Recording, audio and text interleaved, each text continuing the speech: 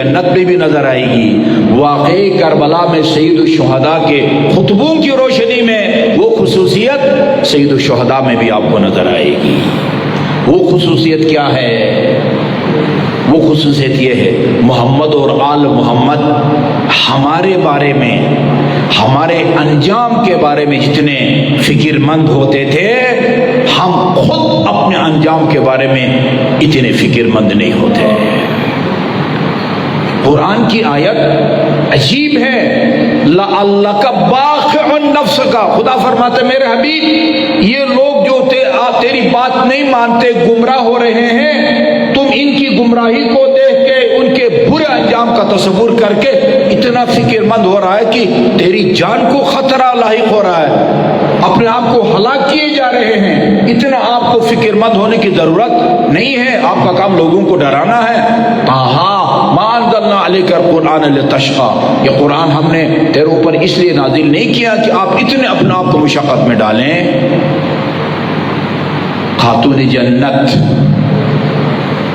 ترتیب سے نام آ گیا ہے، حرج نہیں ہے ہاں کہ بی بی کا تذکرہ ہو جائے۔ اتنی دلسوز القاب میں سے ایک لقب حنانہ ہے، حنون یا حنانہ، جو بہت زیادہ مہربان ہو۔ فاطمہ جہاں نام ہے، راضیہ، مرضیہ، عذرا، بطول، محدثہ، حنانہ، مہربان اور دلسوز۔ یہ صرف اپنے بیٹے حسن حسین اور زینب ام کلثوم کے لیے حنان نہیں تھی، امت کے بابا کی امت کے تمام گناہ گاروں کے لیے حنانہ تھی اور مہربان تھی۔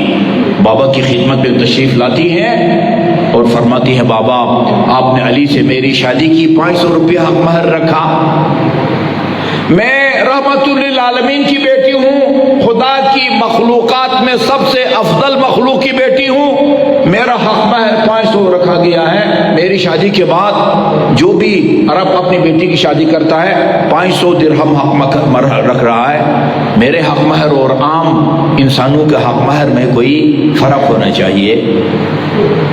فرماتے ہیں بیٹی علی سے کہتے ہیں 500 اور دے دے، یا علی سے کہتے ہیں درہم کے بجائے دینار دے،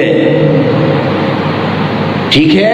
فرماتی بابا میں حق مہر کے طور پر یہاں درہم و دینار کمانے نہیں آئی، میں تو یہ کہوں گی علی نے جو 500 درہم حق مہر ادا کر دیا ہے نا، وہ علی کو واپس لوٹائیں۔ پھر بیٹی حق مہر کے طور پر کیا فرمائش اور خواہش لے کے آئی ہو؟ فرماتی ہے بابا میں یہ خواہش لے کے آئی ہوں، آپ خدا کی بارگاہ میں یہ دعا کریں کہ وہ مجھے حق مہر کے طور پر گناہ گاروں کی شفاعت کے اختیارات دے، میں ان کو روز قیامت استعمال کروں۔ فاطمہ من المہد الی اللحد میں یہ لکھا ہوا ہے، بی بی نے اپنی خواہش کا اظہار کیا، جبرائیل امین سبز رنگ کے کپڑے میں شفاعت کے اختیارات و دستاویز لے کے رسول خدا کی خدمت میں پیش کرتے ہیں، عرض کرتے ہیں یا رسول اللہ یہ خدا کی طرف سے آپ کی صاحبزادی فاطمہ کے حق مہر کے طور پر شفاعت کے اختیارات لے کے آئے ہوں۔ بی بی نے وصیت فرمائی، کہا کہ ان اختیارات کو میری رحلت کے بعد میرے کفن میں لپیٹ کے میرے ساتھ دفن کرو تاکہ میں روز قیامت اس سے استفادہ کروں۔ آئیے عزادارو امام محمد باقر کی زبان مبارک سے سنتے ہیں کہ بی بی ان اختیارات کو کہاں اور کس طرح استعمال کریں گی۔ مجھے ابھی تک یاد ہے، میں نے اپنی آنکھوں سے دیکھا، سنا، پتہ نہیں آپ نے سنا یا نہیں سنا، سپاہ صحابہ کے سرپرست اعلیٰ یہ لدھیانوی وہ ایئر وائی چینل پر آیا تھا کسی مناسبت سے، اور یہ روایت پڑھی چینل پر جو ہم بھی پڑھتے ہیں، اس کا مطلب یہ کہ اہل سنت نے بھی نقل کیا ہے اس روایت کو، ہمارے لوگوں نے بھی نقل کیا ہے۔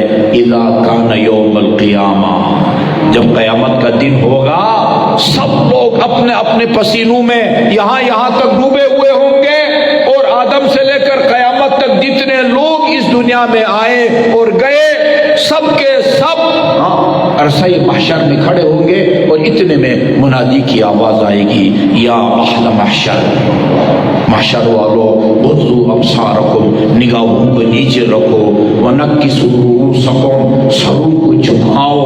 کون؟ غیر معمولی ہستی آ رہی ہے، کس کے احترام میں؟ سروں کو جھکائیں اور نگاہوں کو نیچے رکھیں۔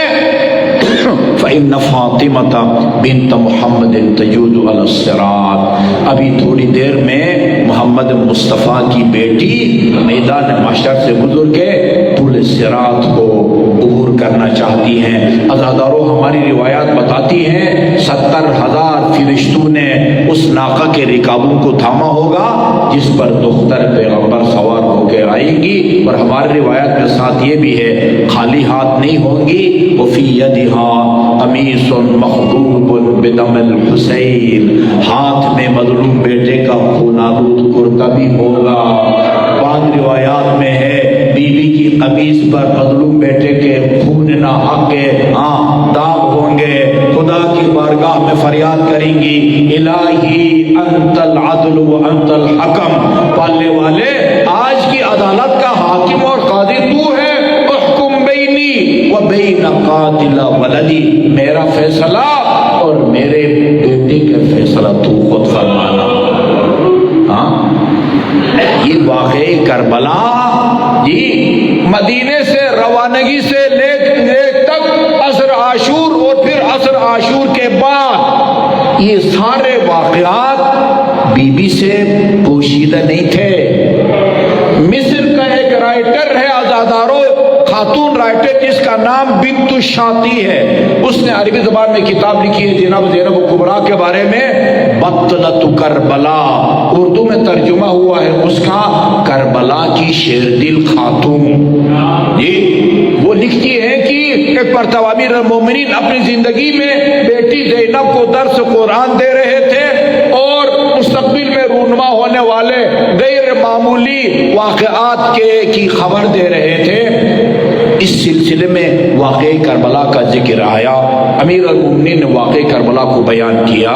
واقعی کربلا کی چھوٹی چھوٹی باتوں تک علی کو معلوم تھی۔ صفین آتے یا جاتے وقت عبداللہ بن عباس کہتے ہیں کھڑے ہوئے امیر المومنین اور سید الشہداء کو یاد کیا، صبرن ابا عبداللہ، صبرن علی ابا عبداللہ، صبرن علی عبداللہ، کھڑے ہو کے اتنے روئے امیر المومنین۔ وہ واقعہ کربلا سے نہ معلوم کتنے سال پہلے اتنے روئے، غشی طاری ہو گئی امیر المومنین پر اور زمین پر گر گئے۔ سب پتا تھا امیر المومنین کو، بیٹی کو بتایا جی عصر عاشور میرا بیٹا پیاسا اور بھوکا شہید ہوگا۔ اس کے بعد پھر بتانا چاہتے ہیں کہ حسین کی شہادت کے بعد پھر اہل حرم کے ساتھ یہ اشقیاء کیا سلوک کریں گے، لیکن امیر المومنین سے بیان نہیں ہو رہا۔ جناب زینب کبریٰ نے محسوس کیا کہ بابا بتانا چاہتے ہیں کہ حسین کی شہادت کے بعد یہ اہل حرم کے ساتھ ان کا سلوک کیا ہوگا، لیکن اس خیال سے کہ شاید میں نہ سن سکوں بیان نہیں کر پا رہے۔ فرمایا بابا جو بات آپ مجھ سے چھپانا چاہتے ہیں نا کہ ہمارے ہاں ساتھ کیا سلوک ہوگا شام غریبان میں اس کی تفصیل اپنی ماں زہرا سے سن چکی ہوں کہ ہمارے ساتھ کیا سلوک ہوگا۔ وقت آخر کہتے ہیں نا امام علیہ السلام کربلا کی خاک پر تھے اور آپ نے پیشانی مبارک کو وہ کربلا کی خاک پر رکھا ہوا تھا، بدن میں حرکت نہیں تھی۔ کسی نے کہا نواسے پیغمبر شہید ہو گئے، کسی نے کہا نہیں ابھی رمق حیات باقی ہے۔ عمر سعد ہی کا ایک سپاہی آگے بڑھا، کہا میں تمہیں جاننے کا طریقہ بتاتا ہوں، حسین شہید ہو گیا ہے یا ابھی زندہ ہے میں جانتا ہوں، یہ بہت غیرت مند انسان ہے۔ ہاں تم اگر جاننا چاہتے کہ اسے زندہ ہے یا شہید ہو گئے ہیں، اپنے گھوڑوں کا رخ تھوڑی دیر کے لیے بگاہ کی طرف کرو، یہ اٹھنے کی کوشش کرے گا، اٹھ تو نہ سکے گا مگر اٹھنے کی کوشش ضرور کرے گا۔ عزادارو خیموں کا نام سنا، امام نے اٹھنا چاہا زمین پر گرے، دوبارہ اٹھنا چاہا پھر زمین پر گرے اور شمر سے کہا شمر دیکھو جب تک میں زندہ ہوں یہ اپنے صفت سپاہیوں سے کہو کہ یہ نبی کی نواسیوں سے اور نبی کی بیٹیوں سے دور رہے۔ ہاں دادارو ایسا ہی ہوا، جب تک میرے اور آپ کے آقا زندہ تھے، یہ اشقیاء اہل حرم سے دور رہے۔ ادھر جبرائیل کی آواز گونجی، الا قد قتل الحسین بکربلا، الا قد ذبح الحسین بکربلا۔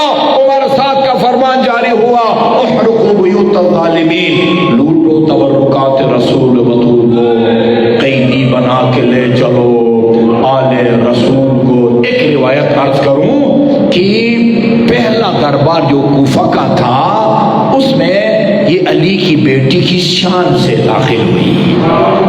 جی میں عبارت پڑھتا ہوں اور اس کا ترجمہ کرتا ہوں۔ عبارت کہتی ہے، دخلت زینب بنت علی علی ابن زیاد، ابن زیاد کی دربار میں کل کی شہزادی علی کی بیٹی زینب داخل ہوئی۔ وہی فی ارذل صحابیہ، علی کی بیٹی کی بدن پر پرانا سا لباس تھا، تکتم وجہہا بکمہا، علی کی بیٹی نے اپنے آستین سے چہرے کا پردہ کیا ہوا تھا، لأن خمارہا قد سلب، اس لیے کہ یہ چادریں تو اشقیاء نے کربلا میں چھین لی تھی۔ لا اضحک اللہ سن الدہر ان ضحکت وآل احمد المظلومون قد قہروا ولا حول ولا قوة الا باللہ العلی العظیم۔ یا محمود بحق محمد ویا اعلی بحق علیک ویا